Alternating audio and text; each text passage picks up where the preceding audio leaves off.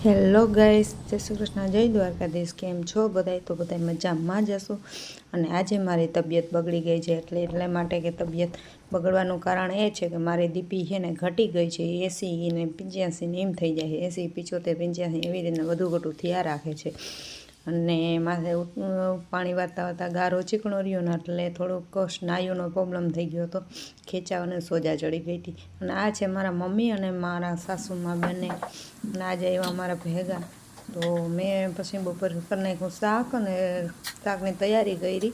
ધીરે ધીરે કરવાનું તો પડે જ, એટલે ધીરે ધીરે કરી ચાલુ કરી દીધું। લઈ દીધી રોટલા ઘડવાની બધી વસ્તુ અને રોટલા ઘડવા બેસી ગઈ।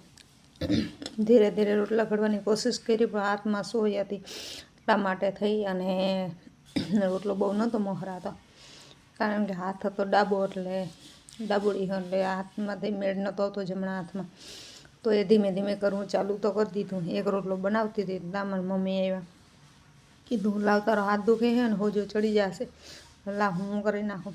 અને સાચી વાત પડી એ નહીં, મારા હાથમાં સીધો હોજા ચડી ગયો તો સોય અંદર હતી ને એટલા માટે પછી એને આવી અને રોટલો ઘડી નાખ્યો છે। અને હા, મારો વિડીયો ગમ્યો હોય તો લાઇક, શેર અને સબસ્ક્રાઈબ કરવાનું ભૂલતા નહીં।